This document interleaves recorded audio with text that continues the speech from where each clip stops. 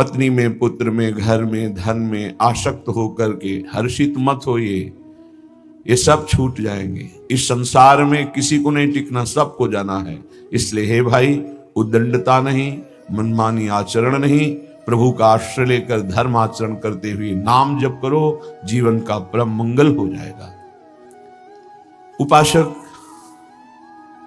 अपने इंद्रिय मन को किसी भी उत्सव का निमित्त बनाकर, किसी आनंद में प्रफुल्लित होकर या किसी विक्षेप को प्राप्त होकर कभी किसी विषय को स्वीकार न करे।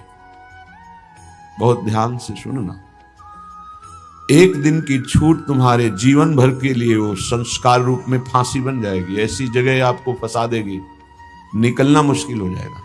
हर भोग एक विशाल अथाह दलदल है, धंसते चले जाओगे, निकलना कठिन है। इस बात को दिमाग में चाहे लिख लो या डायरी पे लिख लो।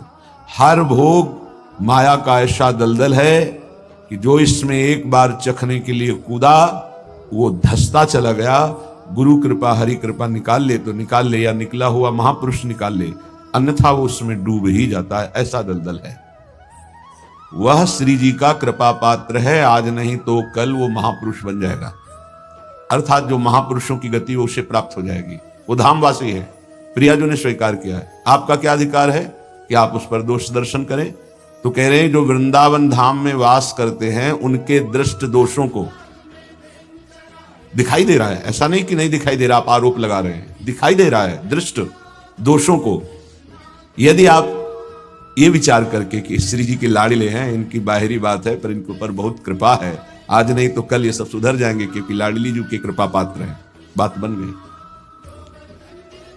ऐसे मूर्ख लोग अपना संकट स्वयं चयन कर लेते हैं। जो दूसरों की, वृंदावनवासी की दोष दृष्टि से निंदा आदि करते हैं, बहुत निकृष्ट बात है, इसे कभी स्वीकार न करें। सच्ची कहते हैं, देखो अपने सब पावन भूमि में बैठे हैं, निंदा तो अपनी करनी चाहिए। अंदर से देखो, ईमानदारी से देखो, जो हमारे अंदर कूड़ा करकट है इसकी निंदा करनी चाहिए कि मैं बहुत नीच हूं, हम पर इतनी कृपा है लाडली जी की, इतना दुलार कर रहे हो, हम उनकी दुलार को ठुकराए चले जा रहे हैं। वो कह रहे हैं दाहिने चलो, हम बाएं बढ़ते चले जा रहे हैं, पर वो कृपा ही करती जा रही है। हम कभी एकांत में बैठकर नहीं रोए कि मैं कितना नीच अपराधी हूं, उनके विरुद्ध चल रहा हूं। जबकि प्रतिकूल से विसर्जनम, बिल्कुल विसर्जन कर देना, आज के बाद कोई गलती नहीं होगी, पर हम गलती पे गलती करे जा रहे हैं। श्री जी इस बार माफ कर दो, आगे से फिर किया, श्री जी इस बार माफ कर दो, फिर वही वो माफ करती चली जा रही है। हमसे गलती होती। जब हम ये देखेंगे तो हम दूसरे को देखने लायक ही नहीं। हम क्या दूसरे को देखें? हम अच्छे हों तो दूसरे को देखें, और जब सच्चाई में तुम अच्छे हो जाओगे तो दूसरे के दोष नहीं दिखाई देंगे, सब में अपने प्रभु दिखाई देंगे। इसलिए श्रीपाद कह रहे हो, मूर्ख लोग अपने संकट को बुलाते हैं, संकट का निर्माण करते हैं। ये बहुत भयावह बात है कि किसी वैष्णव या किसी वृंदावनवासी की निंदा बिल्कुल भूल कर मत करना। ये ब्रजवासी जन भगवान के लाडले हैं। देवराज इंद्र को भ्रम हो गया, घुटनों पे आ गए, तब भगवान ने क्षमा किया। जाओ, ये जो गोविंद कुंड है ना, घुटनों के पर थे, नाथ क्षमा कर दो, जाओ। ऐसा अहंकार मत करो कि तुम्हारे द्वारा पूरी सृष्टि चल रही है। ये ब्रजवासी हमारे प्राण हैं, अगर इनको कोई संकट तो फिर हम उसको महासंकट में डाल देंगे। हमारे ब्रजवासियों को कोई ना छेड़े। भगवान कह रहे मेरे प्राण हैं ब्रजवासी जन।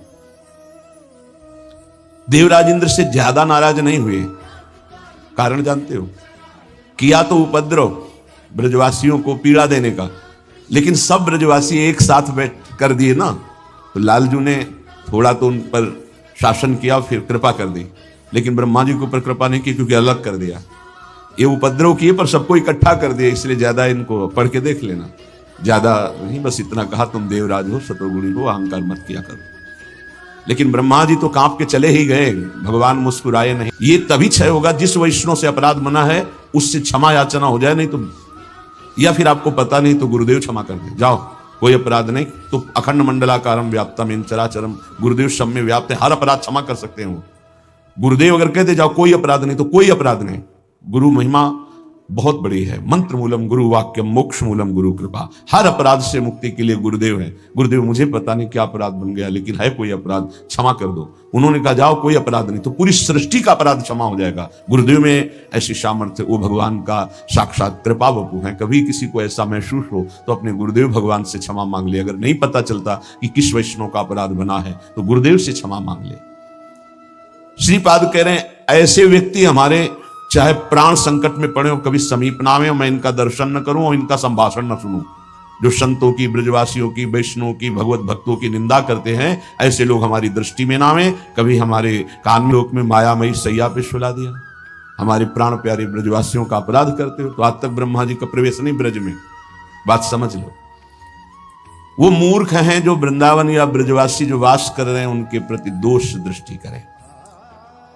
12 वर्ष में तो सिद्ध हो जाता है, 21 वर्ष में क्यों नहीं परिवर्तन हुआ जी? गलती तो जब हमारी गलती तो हम दूसरों को क्यों दोष दर्शन करने वाली वृत्ति से देख करके निंदा करें, उनका अपमान करें? हमारे अंदर खुद इतनी ये गलत है तो तुम क्या कर रहे हो? तुम भी तो गलत हो जो दूसरों का दोष दर्शन कर रहे हो। परमार्थ कहता है किसी के भी ना दोष देखने ना गुण देखने, सब में भगवत भाव देखना। संसारी पुरुष क्रिया देखता है, परमार्थ का पथिक कारण देखता है। कारण श्री हरिवंश बनम, क्रिया नहीं देखता है। क्रिया देखने वाला संसारी होता है। श्रीपाद कह रहे वो मूर्ख लोग संकट की स्वयं रचना कर देते हैं। राधे राधे मित्रों, तो स्वागत है आपका हमारे इस वीडियो में। तो दोस्तों आज हम पढ़ने जा रहे हैं प्रतिबिंब देखकर। तो दोस्तों देखिए, दर्पण में बनाने वाले प्रतिबिंब को देखकर भी दर्पण की पहचान की जा सकती है। यदि किसी वस्तु को दर्पण के सामने विभिन्न दूरियों पर रखने से प्रतिबिंब सदैव वस्तु के किसी बराबर तथा सीधा बने तो वह दर्पण समतल होगा। यदि किसी वस्तु को दर्पण के समीप रखने पर प्रतिबिंब सीधा और बड़ा बने तथा दूर रखने पर प्रतिबिंब उल्टा व वस्तु से बड़ा या छोटा बने तो वह दर्पण अवतल होगा। यदि किसी वस्तु की प्रत्येक स्थिति के लिए प्रतिबिंब सीधा तथा वस्तु से छोटा बने तो वह दर्पण उत्तल होगा। गोलीय दर्पण के उपयोग, यूज ऑफ स्फेरिक मिरर्स। अवतल दर्पण के उपयोग निम्नलिखित हैं। चलिए ये देखते हैं। अवतल दर्पण के उपयोग, यूज ऑफ कनकेव मिरर। पहला, बड़ी फोकस दूरी तथा बड़े द्वारक के अवतल दर्पण का उपयोग दाढ़ी शेविंग बनाने के लिए किया जाता है। दूसरा, छोटे अवतल दर्पण द्वारा प्रकाश की किरणों को परिवर्तित करके डॉक्टर आँख, दांत, नाक, गले आदि का निरीक्षण करते हैं। तीसरा, सौर भट्टियों के सूर्य के प्रकाश को केंद्रित करने के लिए बड़े अवतल दर्पण का उपयोग किया जाता है।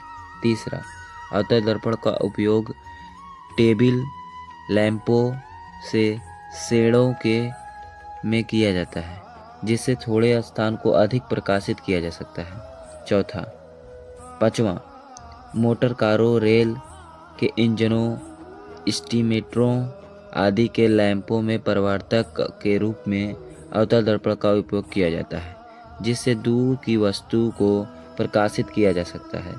सर्च लाइट और अवतल दर्पण के स्थान पर परवलयकार दर्पण उपयोग किया जाता है, जिससे कि एक तीव्र समांतर विस्तृत परिच्छेद वाला प्रकाश पुंज प्राप्ति होते हैं।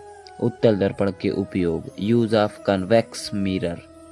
उत्तल दर्पण के मुख्य उपयोग निम्नलिखित हैं। पहला, उत्तल दर्पण का उपयोग स्कूटर, मोटर कारों आदि वाहनों में साइड दर्पण के रूप में किया जाता है, जिसे पीछे की ओर से काफ़ी बड़े क्षेत्र का स्पष्ट व सीधा प्रतिबिंब दिखाई पड़ता है।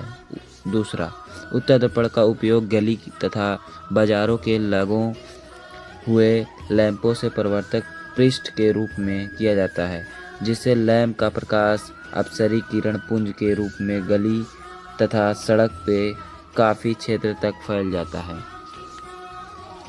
विचेतनात्मक प्रश्न।